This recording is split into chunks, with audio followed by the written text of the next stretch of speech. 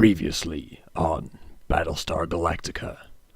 Zen accidentally admits he's in favor of animal cruelty. There's a very funny video of a man punching a kangaroo. Harry accidentally admits he doesn't know jack shit about pianos. Oh fucking hell lads, I thought she was just gonna get a grand piano, it was a little one. And Charlie accidentally admits that she gets very annoyed when people don't pay attention to her itinerary. Won't somebody please think of my Google Doc? And now, the conclusion. Podcast. It's a fucking podcast. It's a podcast. Sync clap ready, lads? Yep. All right. It's on zero. Yeah. 3, 2, 1. Oh, what? That Someone was way out of sync there. I was expecting a zero. I was expecting No. You after gotta one. You gotta make up the zero. Oh, okay. Yeah, but this that's difficult. All right, let's do it again. it's not difficult. If I was doing the sync clap and I went 0, it would really mess up the audio. I got told off for saying bam over the sync clap. It was really difficult. Right, okay. Come on then. Let's go. Right. 3, 2, 1. Now, get up the chat room I've got, because as always I like to prepare a little, a little thing to send across. Okay, so Harry, there's a bit of backstory to this. I'm going to plan a special segment for everyone who's on, right? But you're obviously a learned man. You know, you're quite, I think I'd push the boat out and say that there's a fair chance you're the most intelligent of the three of us here. Now, when we were in Germany, I asked you a trivia question. We were walking past this beautiful cathedral, and I pointed at a carving on the side, and I said, it was a carving of Jesus on the cross with the other two lads beside him. And I said, what was the names of the two blokes on either side of him, the other two criminals? Because I know that one repented and one didn't. One was regretful and one didn't. And you said, oh God, I don't know. I should know that. I feel, and we were like, that's fair enough. But it was a curveball. But you're a learned man, and I just wanted to give you a little chance to redeem yourself. So I have prepared Harry's Wholesome Bible quiz. Oh my God. Amazing. So we are gonna test your knowledge of the religious, the ancient, the scripture. Don't worry, I got most of these from a children's Bible quiz that I found on the internet. So we're gonna just ask you some questions and see how well you know the word of God. Okay, I'll genuinely try on this. Okay, let's go. No, this is the thing. We're doing this properly. We're gonna educate some people at home, because some of these things I didn't know. So we're gonna educate some people at home. Okay. Nice bit of history. I just want to put a disclaimer out here. I'm sorry, God, for my lack of knowledge in the biblical text. Right, okay, let's go. That's God giving you a big thumbs up there in the I so appreciate it's fine. that. It's fine. He's on side. He likes you. Okay. Right. Okay. So, what town did Jesus grow up? Nazareth. Absolutely. Ding ding ding. I don't have a Ding ding ding. Woo! I could probably add some sound effects to that if you want. All right. Yeah, get some jingles in there. Complete this famous quote from the big man himself. Let there be Light. Excellent. Well done, Harry. 2 for 2. What happened first? The murder of Abel or the Great Flood? The murder of Abel. Absolutely.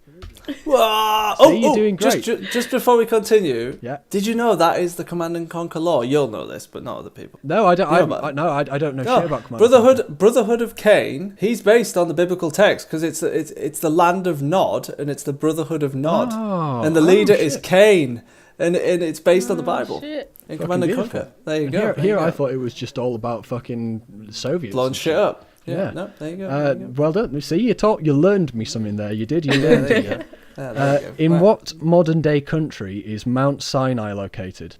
Ooh. Mount Sinai, of course, being the famous location where Moses received the 10 Commandments from God.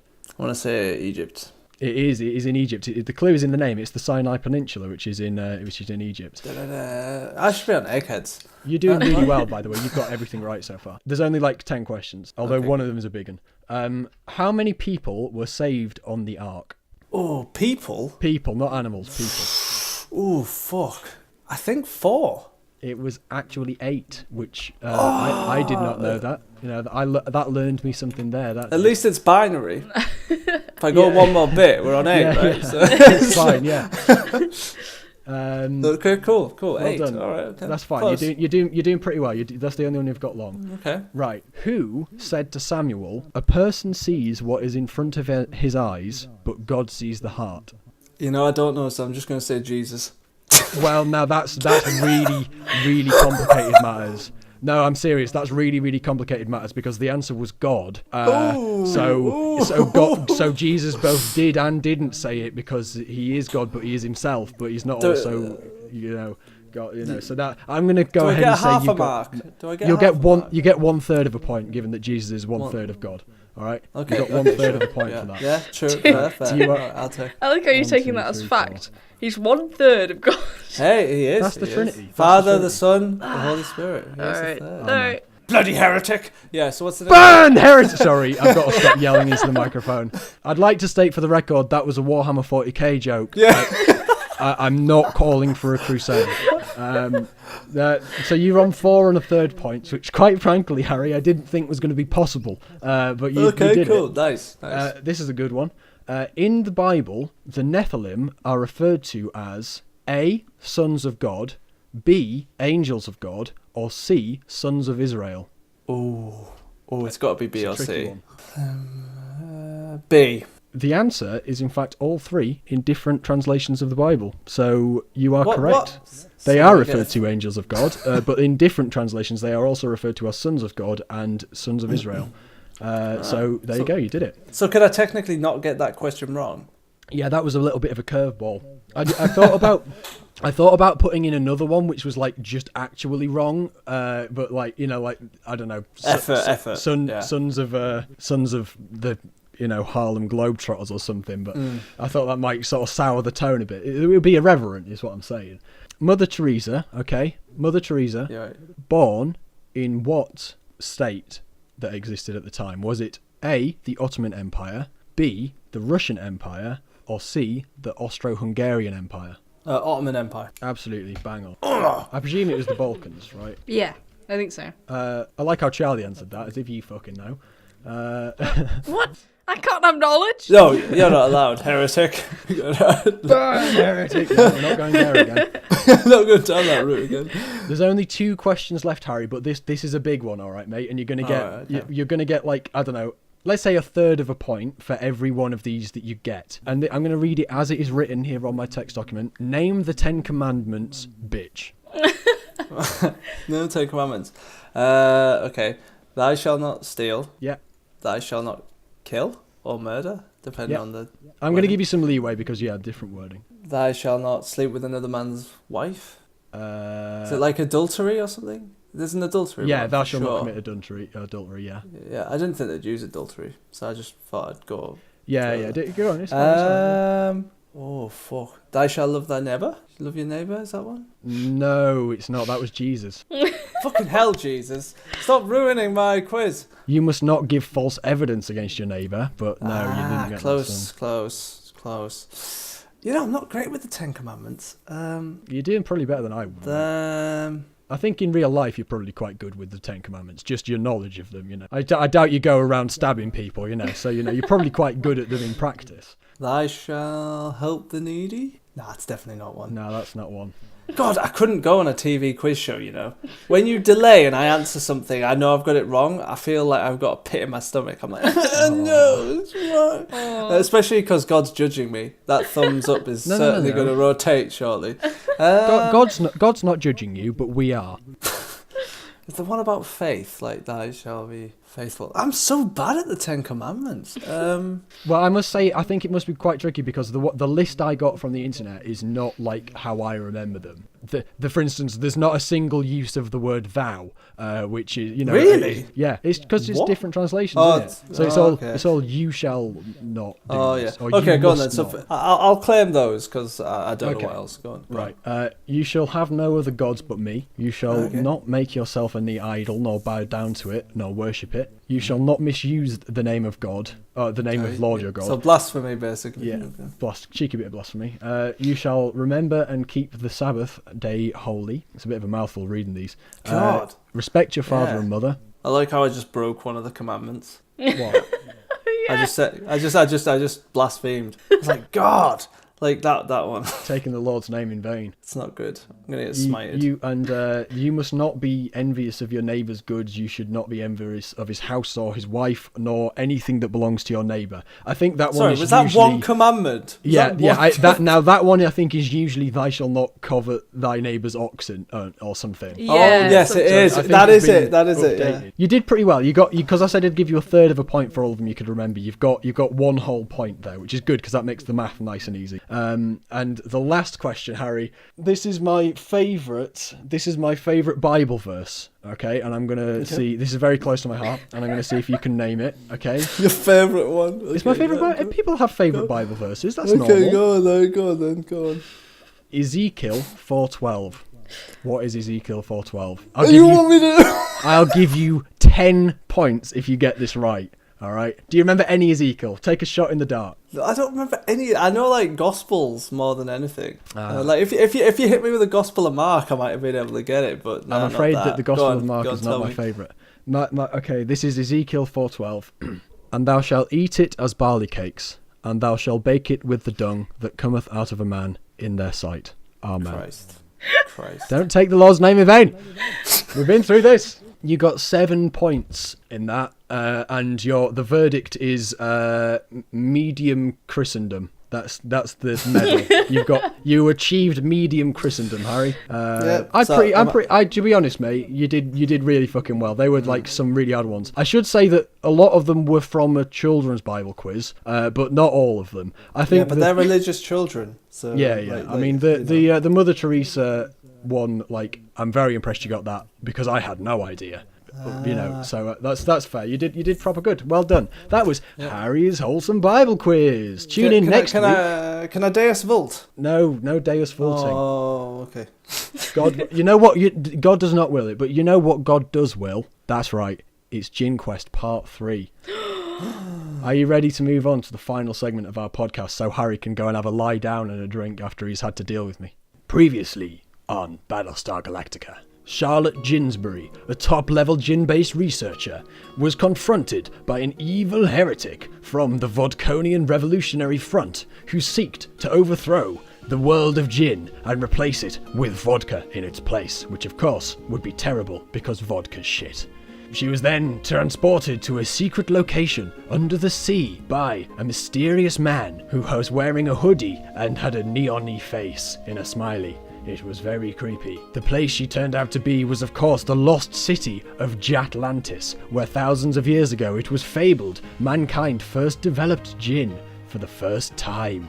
Charlotte Ginsbury, having woken up in the ancient lost city of Jatlantis, was told she had been brought there to complete the most important quest of all time. That's right, ladies and gentlemen, it's the gin quest. And holy shit, she's going to do it. She's going to do the gin quest. She was told to go into the heart of the ancient city and retrieve the first bottle of gin ever created. And that is where we find her today. Of course, Charlotte Ginsbury, you were knocked out last time again. Are you eating crisps? Mm-hmm. I don't think you're taking the gin quest seriously, Charlie. The fate of the universe is at stake. Do you want vodka to replace gin as the dominant form of alcohol? There's no one drank that first bottle of gin. That's impressive. No, it's the sacred artifact. Okay, are you ready for Gin Quest Part 3? Mm-hmm. Bam. Just wait for it to upload, sorry. Gin Quest Part 3. The quest begins.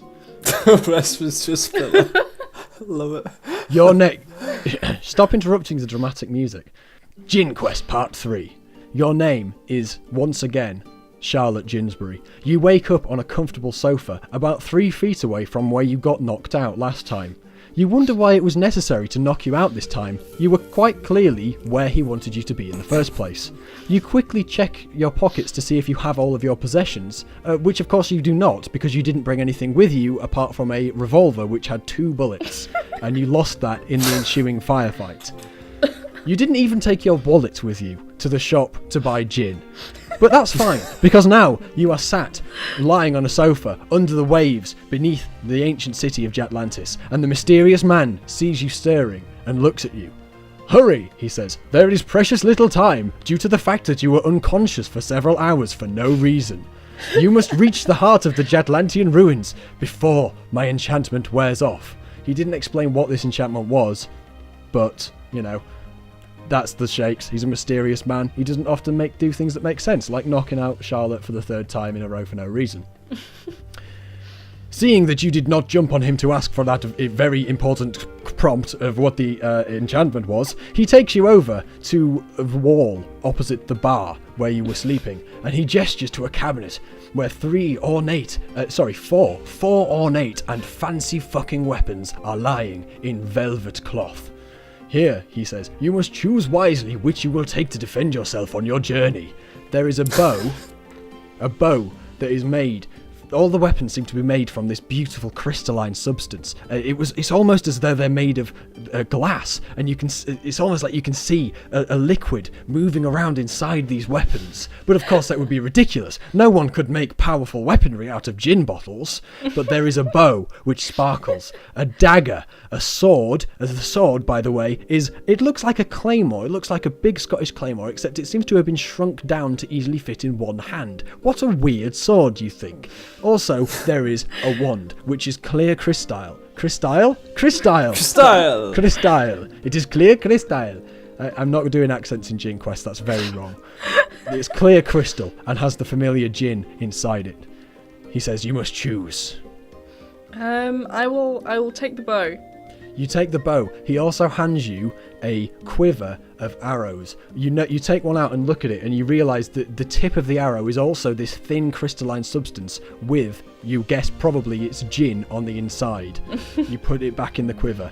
Now go, retrieve the ancient gin from the heart of the city, and take this. He also hands you a satchel bag, which appears to be full of supplies, including 2 large bottles of gin and a packet of aspirin.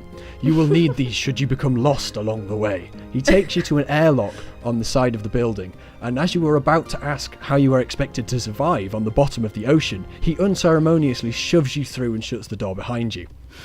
But as you fall to the floor, you realise you're not underwater. How strange.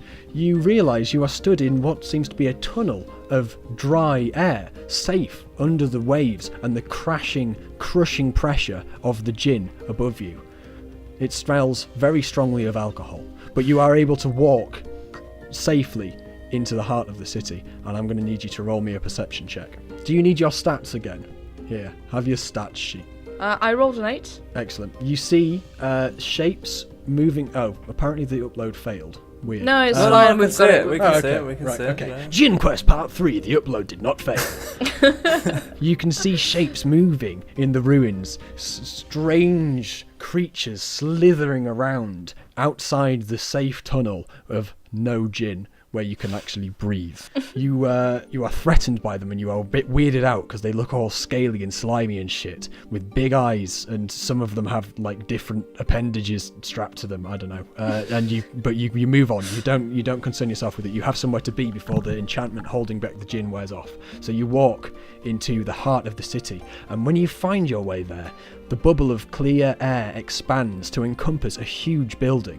It looks like an old ancient Greek temple, but in lieu of marble Corinthian columns holding up the immense roof, each of the supports are carved into the shape of a different bottle of gin. Roll me a gin lore check. Gin lore check. 11. You realise, with some shock, you might add, that these bottles of gin holding up the roof are in fact each of a different brand of gin. And you also notice these are modern, contemporary brands of gin. You can see Gordon's, you can see Bombay Sapphire, Adnam's Copper House, Hendrick's, and so on and so forth. But this doesn't make any sense. This city is meant to be thousands and thousands of years old. You are very, very confused by this. The only way I could describe how confused you are is to say very, very confused. But you move into the you move into the temple. Bloody hell, it's going well, isn't it, lads? You move into the temple, and that is not the last of your shock, for you see there is also a portal there. It's glowing, but not the sickly green of the surrounding city, but a pale blue. It looks like a Stargate. You wonder if Stargate is a thing in this universe, the world of Gin Quest, and wonder if that can count as plagiarism. But you decide not to think about it, as the portal flashes as you stand there, and out steps a lithe man dressed only in a French maid's outfit and wearing a lovely pink wig. Oh my god. Your name is Christoph Aylesman. You have been sent here from another universe. A universe where there is not the dominant form of alcohol is not gin, but ale. You could not conceive of a universe where the dominant form of alcohol is not ale. That would be very, very surprising to you. In fact, the only way you could think to describe how surprising that would be to say very. But you don't think that, because you realise that joke has been overused at this point. Although you were drinking last night, you are not hungover because you drank responsibly, knowing that on the morrow you are being trusted with the task of exploring this strange new world, armed only with a piece of steel rebar and a cricket bat. You stand opposite each other, Christoph Aylesman and Charlotte Ginsbury. What do you do? I poke him. You poke him with what? My finger. Okay, this strange woman you see emerging from what seems to be a flooded underwater city, a very strange sight. This woman approaches you, and as you go to presumably speak to her like a reasonable human being, she prods you in the chest quite hard. Charlotte, I'm going to need you to roll me a strength check. 3. It hurts quite a bit. The only way I could describe how much it hurts is a bit. What do you do, Christoph? Oi, love, what you doing, lass? You see my cricket bat? I'll put you in the face. Now, where the hell am I? And why did you just poke me in the face? Alright? Just tell me. So I'm basically conversing. There you go. I'm basically conversing.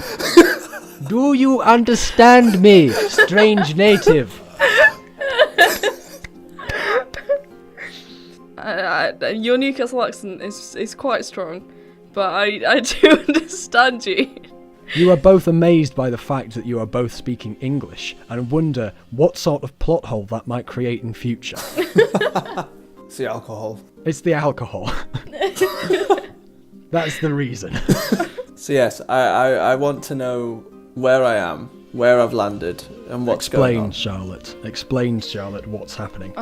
You are in a parallel universe, where gin is the all-being alcohol. Charlotte, one second. How do you know I'm from a different universe? Because yes, I could have just your got off the name metro. is Christoph Aylesman. Charlotte was very perceptive to notice he was from a different universe based only on his name, which she hadn't even had introduced him yet. Given that Charlotte was barely aware of the existence of other universes not 2 hours before, and had been drinking quite heavily in that time. I'm not going to help you fuckers here. You need to figure out what you're going to be doing. Okay. What is your name? Hello, Christoph. I'm Charlotte Ginsbury, and I wish to go into my this city that I'm in. This is not my city. I don't belong here either, and I wish to receive the first vintage of gin. Would you care to accompany me? What? Christoph, roll me a perception check. Very well. It's a 17. You fail to notice anything. Continue your conversation. All right. So you're looking for gin?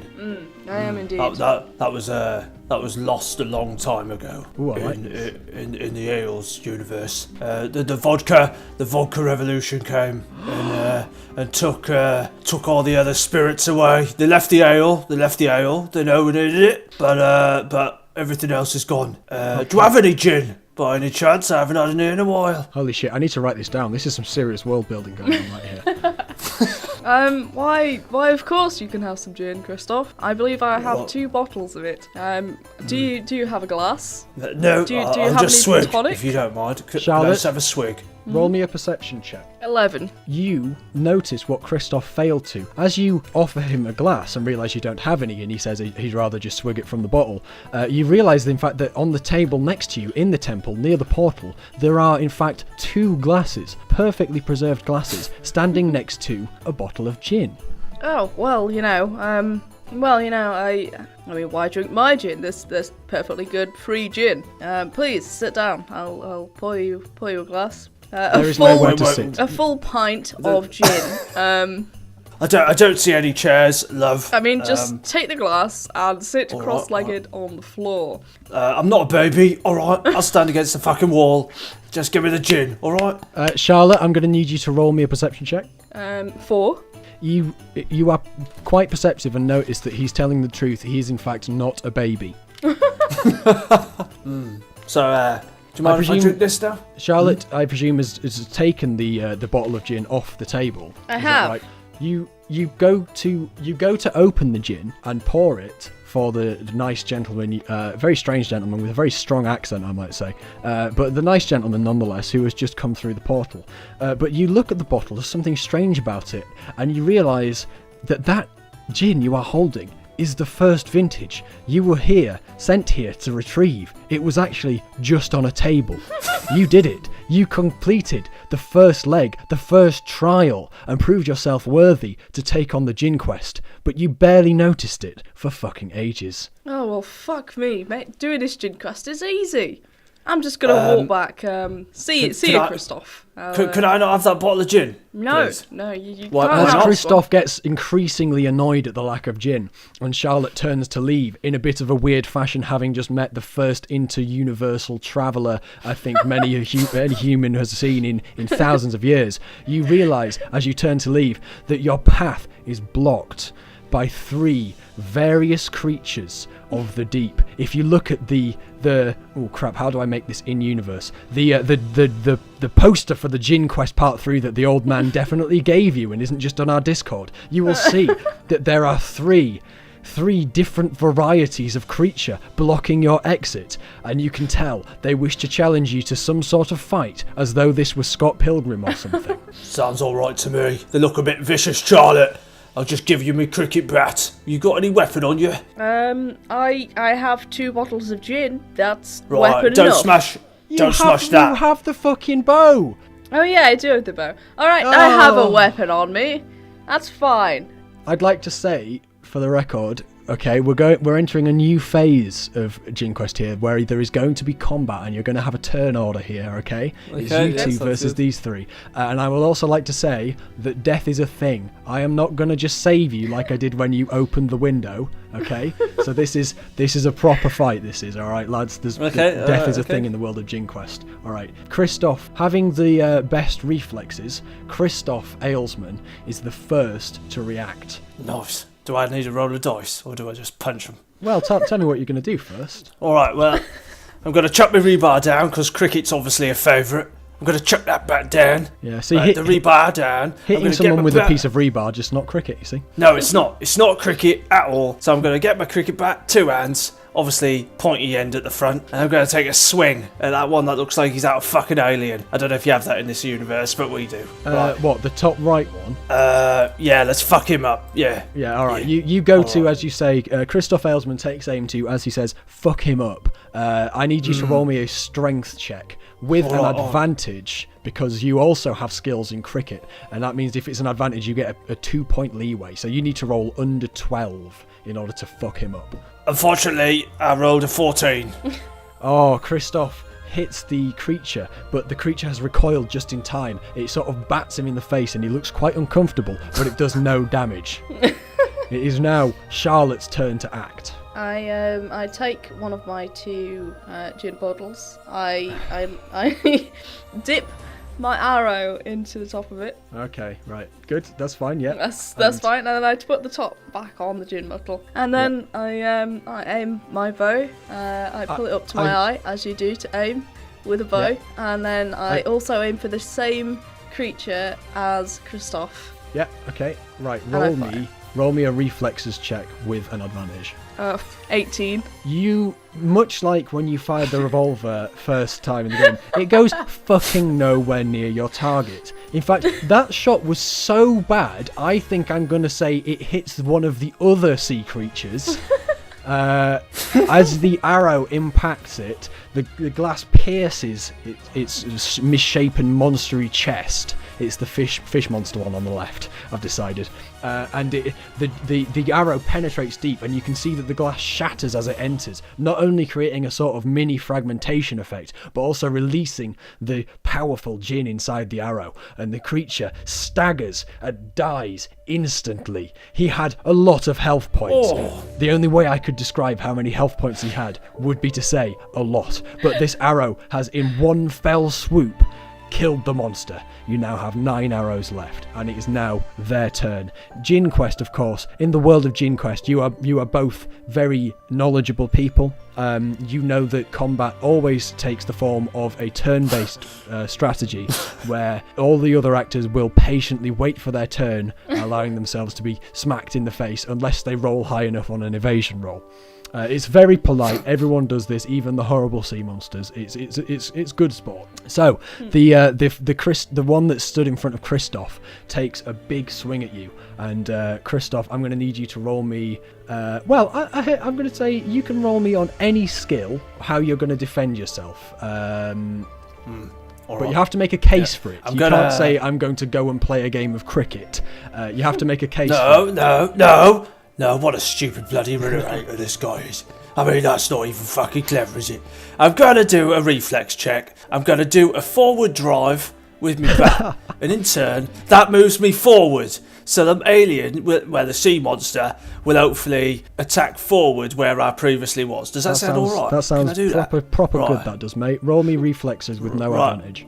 I'll do a reflex. Right, that's a 7. That's a 7, that is. You deftly forward drive out of the way of the sea monster. Whoa. The sea monster is visibly confused, having never seen cricket before, because cricket, of course, requires to have a nice tall glass of lager afterwards, and of course, there is no lager in this world, or at least there is not anymore. So the sea monster is completely thrown by this, and is very confused. I would say it hurt itself in its confusion, but I gave you a pretty fucking big break earlier when you killed that other alien for no reason. So I'm going to say no. You did. No, you did. Yeah. And it is now the turn of the last alien. It's the one that looks like a big sort of brain with squiggles coming out of it.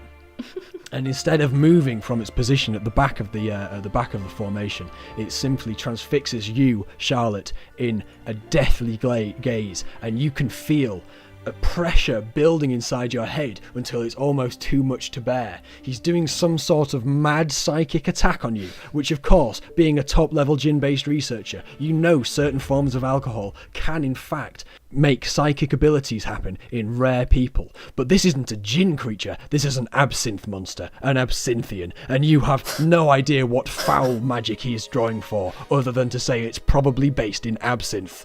How are you going to defend yourself against this psychic attack? I take out my bottle of gin and I just start downing it. Excellent choice, I must say. Roll me a gin lore check. Shit me. 19. Oh. Being a top-level gin-based researcher, you are of course acutely aware of many of the benefits of gin, and it turns out that gin of this caliber is not strong enough to protect against absinthe-based psychic attacks, because absinthe is bloody strong. It's basically pure alcohol. You take 2 points of damage. You are now on 7 health, because of course you didn't get back up to full health last time because you charged into a door, really hurting yourself. Okay, the turn order now goes back to Christoph Aylesman with his beautiful pink hair, French maid's outfit, and incredibly cool cricket bat. All right. Can I just ask, is that attack permanent? Like, is that constant? The one on Charlotte, or is it done? Well, it's done for that turn. We'll see what the alien does next turn. All right. So what I'm going to do is I'm going to take my wig off and I'm going to throw it at the alien's head, hoping to blind him so he can't take his next turn, because he'll be blinded by the pink effect. Roll me reflexes. Yeah, roll me reflexes. If you pass this, I'm going to give you an advantage on your next roll. No, it's a 16, mate. The wig would have gone like straight into its eyes. Unfortunately, the creature saw it coming and thought, bloody hell, I will not look good in that, and it swerves out of the way at the last minute because it likes to take care of itself. This creature's very it's got a good fashion sense for an absinthe monster. So it ducks out the way of the pink whip because it knew it couldn't pull it off. So you do not get an advantage in your next roll, but I assume you still want to make an attack. Yes. Yes. I didn't realise I could. I'm Yes, I do. Aylesman, I want to make an attack. I'm not Jason Statham, I promise. Buy my fucking bread. I don't know. Right. Okay. So I'm gonna keep using my Excellent. cricket bat. That's a good obviously. idea, that is. Why it is. Right. And what I'm gonna do. I'm Jason Statham, and I'm now the narrator of Gin Quest. We return to I'm gonna Christoph do- Aylesman to find out what he's doing with that lovely cricket bat. I'm gonna do a pull shot across the alien's face, Excellent. directly in front of me. Right, Yeah. you make a cricket roll on the dice. All right. All right. It's a three. It's a three. You give him a right bloody good whack, you do. You smack him across his fucking face, and he staggers backwards in fucking cricket-based agony. He is not happy. He's not a happy lad, the bastard. He takes 3 points of damage. He's now on 2 health, but he is also stunned at your incredible cricket abilities, and he loses his next turn. It is now Charlotte's go. You only have 9 arrows left, just saying, Charlie. But, don't let Alright, that be- okay, that's fine. I take another arrow. I don't dip it in gin this time. I've actually drunk quite a lot of gin, so I just lick Yeah, you now have the end. 1.5 bottles of gin. Lick the end. And then I take aim and I fire. At which enemy? The third one. The The psychic psychic one. one. Okay. Yes. Okay, you're still in quite a lot of pain, but you managed to bring up the bow and loose off a gin-based arrow at this absinthe horrible psychic monster that's a bit like a zoanthrope out of Tyranids, but definitely not inspired by that, we promise. I'm Jason Statham. Roll me a reflexes check. 11. 11. The arrow narrowly misses, and you do not get any special effects this time. It would be the turn of the first absinthe monster, but of course he's been stunned. By Christoph's excellent cricket abilities. Yeah, Bloody dude. Christoph. Yeah, He's so right, fucking fuck good at you, cricket. He bashed in an alien monster's head in. It was fucking beautiful. So it's now the psychic enemy's turn, and it is pretty pissed off that you nearly got shot by a gin-based arrow. So what it does is it floats up into the air, hovering on nothing. And instead of doing the same attack it did last time, it sends out a sort of shockwave that hits both of you. And I'm going to need you to make me a strength check, both of you. 15. Okay, the attack is weak, but it hits both of you and you're not able to resist its effects. You are knocked backwards onto the floor and you both take 1 point of damage. Charlotte, you are on 6. Harold, you are on 9, because you actually were on full health, having not run into a door last time we played this. Why does Christoph have strength 10 and I have 5? Why am I such a You're a noodler? fucking scientist, love. Because I think that Harry's probably twice as strong as you. What? I'm not being rude. Hey, I'm let's get this fight going. I'm not being rude, but Harry's a fairly athletic bloke, and you are, well. I'm sorry, that Careful. was. Oh, come on, I'm only messing. No, but You come on, are fired. come on, you don't play cricket, do you? Not well, no. See, you don't have that cricket-based arm strength, which Christoph used to bash an alien round the chops with. Speaking of Christoph Aylesman, it is now your turn. Right. So, is he still a little stunned? That fucker. He will recover next turn, lad. Right. I'm going to do a sweeping shot and try and hit him in the legs to knock him down full flat. All right. Okay. Right. Roll me a cricket. I will do that. Yeah, it's a 13, but I think with my exceptional skill and the fact he's stunned, he should be it. Well, I would give you an advantage, Just but saying. that's only 2 points worth, so you miss. You just about miss. It stays. Oh, for the love of God! For fuck's sake, this is fucking taking the piss. This Oh is. no, I just broke a commandment. Oh no, shit. All right. Jason Statham is fucking pissed off that you broke a commandment, you bastard. All right, Charlotte Ginsbury, it is your turn. I take my third arrow. I'm now quite thirsty, actually. So before I load my arrow, I take a quick swig wonder, of the gin. you wonder if you have anything on you that could rid you of this perishing thirst. And in fact, you do. It's more gin. Who'd have thunk it? You take a swig of the gin. Make me another strength check. 17. Okay, it does not heal you 1 point. It just burns the back of your throat refreshingly. Okay, and you take aim at which enemy? The mind control enemy. All right. Mind control boy himself. He's now completely out of cover, so make me a reflexes check with advantage. So you need to get 11. 16. fuck me. What is wrong with me? All right, Jason Statham at this point decides we need to rattle through some turns a bit more quickly so we can draw this encounter to a close. It is now the first alien's attack. He attacks Christoph. How are you going to try and resist him, Christoph? I'm going to lift up my skirt from my maid's outfit. Okay, I'm going to try and make him fear and flee. Yeah, I'm going to need you to make me a strength check. All right. Right, I got a 5. You lift up your skirt and you show him your massive fucking penis. The alien, while being a very, very astute dressed alien, he is horrified by the fact that his dick is so much smaller than yours. He recoils in horror and shields his eyes from the gaze, missing a turn, but only this turn. He'll do something next turn. Excellent job, Christoph Aylesman. The psychic alien once again tries to do the splash damage attack and attacks both of you, and I'm going to need you to both make me a strength check to resist it. I got a 4. 18. 4. Charlotte Ginsbury takes 1 point of damage, is now on 5 health points, but Christoph does not. It is now Christoph's turn again. My throat fucking hurts. Right, I'm just going to... I've picked up the rebar. Oh, nice, okay. And I'm going to try and left hook him in the face. Okay. You didn't... With him blushing. The rebar is heavier, so you do not get an advantage, but it will do double damage if it hits. So roll me a strength check. Oh, it's a 20. I heard 20s are good. Not in this game, chap. You just straight up miss, and you feel a bit bad about yourself. You don't take any damage, but you question your life choices. Okay, cool. You do also feel a bit more secure. You know, you start to feel bad about yourself, and then you remember the effect that your massive dong had on the alien. So you feel a bit better about yourself. All right, Charlotte. Charlie, kill the one on the ground. All right, so while all this has been happening, I've actually just been whittling my bow to a point. It's very sharp now, actually. It is, because it's made of fucking glass, so it's very sharp. So actually, I'm just gonna run up and spear one of the aliens. Okay, which one? The one that's on the ground or the one that's flying? Which are you gonna try and stab? Good. You make me a perception check. 10.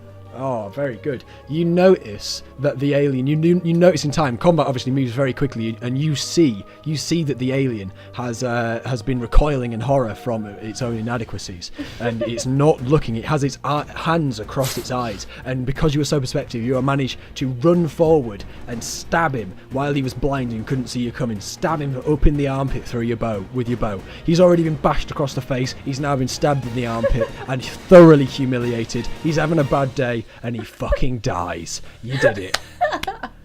That sounds like a pretty bad day. He's having a bad day. There's only one more alien, and it's the psychic alien again. You realise it is not attacking you this turn. It is doing some sort of mad psychic shit up in the air. You wonder whether it might be calling for something, or perhaps charging up a big attack to do next turn. So it's now Christoph's turn again. Remember, this boy's quite high up in the air. But I'm going to... Oh, just before you begin, Christoph, roll me a perception check. 15. You do not notice anything. It's your turn. Question. Can my cricket bat reach him if I throw it? Yep. All right, I'm going to throw my bat at him. Right, I want you to make me a reflexes check. No, cricket check. Let's do a cricket check. Cricket, it's got to be a cricket check. With advantage, because it's 17. You fucking miss. You fucking miss, you fucking wally. And your cricket bat goes cascading into the night, where it rests on the gin-soaked ground, feet away from you. I've got to stop doing that voice. That really hurts, man. Okay, Charlotte, it's your turn again. I like how you just sound like Jason Statham now. You're not even putting on the voice. Yeah, I'm like this forever now. Alright, I take an arrow from my quiver. I dip it in the gin for extra effect. I take aim at the flying creature. And then I run madly forwards to get myself closer so that I can aim more accurately. Yeah. You have the bow at full draw, which I'm sure you know because you're intelligent. They are very, very heavy bows, and they take a lot of effort to hold back. You can't hold back a bowstring for more than a few seconds, not if it's a war bow. And you charge forward, your legs going madly on the floor, you're screaming at the top of your head and holding the bow at full draw, and your arms fucking hurt, but you manage to do it. And you take aim and you fire. You're right underneath. Make me a perception check again. 4. You notice the sort of pattern that the creature is hovering in as it is sort of circling around, and you shoot it right up the taint, right up the alien grundle, and you all cringe a little bit. But the glass shatters inside him right up his taint, and the gin leaks into his bloodstream, and he falls to the ground dead. You wonder whether he completed his weird alien spell before you killed him. But you both gain 15 experience points and a pat on the back. I just want to say I'm going to pick up my wig and my cricket bat. Yeah, you retrieve your things. Charlotte, unfortunately, your arrows, as you may have noticed, are single use, so you're not able to retrieve them. You now have like 7 or something. Okay, so you have defeated the Absinthians. You are very impressed with your own abilities. After all, Christoph Aylesman may be a top international cricket player in his world, but he is not a soldier. And Charlotte Ginsbury, of course, you are nothing but a top-level gin-based researcher. So, of course, like all gin-based researchers, you underwent basic combat training in case you had to go up against the Vodka Revolutionary Front, but you haven't held a bow since you were about 14. You are very impressed with your own abilities, and you give yourself a pat on the back. See? I worked it in there. Okay, you retrieve the first vintage from where it fell onto the ground, and you're about to start talking to each other in silly voices again, but you realise that the weird spell that the alien had been casting had actually taken effect, because you can see in the distance moving very, very fast towards you. It is a huge shape. It is a terrifying sight to behold. It looks like it's hulking and moving really slowly, but this thing is so big, it is moving incredibly quickly towards you. And Charlotte, I'm going to need you to roll me a gin lore check. 11. You realise that this creature is from the ancient tales of Jatlantis. It is Absoloth, the main absinthe demon, and a terrifying sight to behold. If you read any of H.P. How do I make H.P. Lovecraft a bit more ginny? H.P. Gincraft. There we go. If you've read any of H.P. Gincraft's work, you'll know that the old ones, although you thought they were legend, are incredibly powerful gods, and there is no way you could possibly defeat this thing in a combat situation. After all, you were barely able to defeat 3 grunts, which were the easiest thing I've ever created for this game, and only had 5 health points. So it's coming towards you very, very quickly. It goes into the tunnel of clear air that you used to get from the observation station and is cutting off your escape. You do not think there is any way out of the city of Jatlantis apart from the portal from which Christoph Aylesman, had to read that there, I forgot his name, had emerged from moments before. What do you do? Shit. Can I run back towards the corridor? No, you're completely cut off. You could go down the corridor of air, but, I mean, the monster's there, and it's coming towards you in that direction. Right, I take Charlotte's hand and I drag her through the portal. Christoph Tell her it's Aylesman for her own good. heroically and slightly misogynistically grabs the hand of the fair maiden who is stood dilly-dallying and not making any decisions and pulls her through the portal. Although it looks like a Stargate, it luckily doesn't work the same way as a Stargate, whereas you can go the other way through an active wormhole, and you are luckily not instantly disintegrated as you hit the event horizon. You go through the portal. Can you imagine if Christoph just dragged us through and killed us? Yeah. It turns out you both died in horrible agony. End of Gin Quest. I'm Jason Statham. Buy my fucking bread. I said I wasn't going to do that voice anymore. You are pulled through the portal, Christoph heroically saving you. You cascade, you can see the world fall away from you at a blinding speed, and there is nothing but the flash of red, black, blue, green, black, colours and blackness and whiteness flashing at you. You think it might give you an epileptic fit, but you luckily realise that Charlotte Ginsbury is not epileptic. You're fine. You tumble through the portal. You seem to catch glimpses of other worlds, strange worlds. You see people sitting around bars drinking all sorts of liquors that are not beer or gin. You would be horrified by this fact. You would be so horrified that the only way I could describe it to you would be to say very horrified. But you do not have time to process this because there is too much epileptic shit going on as you fall through this portal away from the world you knew towards the beer dimension. End of part 3. I'm Jason Statham. Thank you for listening. Okay, well, we're done. Thank you for listening to the podcast. Thank you to special guest Jason Statham. Last week we had thanks. All right, Elon Musk. Now we've had Jason Statham, and thank you to Harry for joining us. It was really nice having you on. Thank you for having me. Nice. And, first guest. As we say before every podcast or video, we end. Always wear suntan lotion.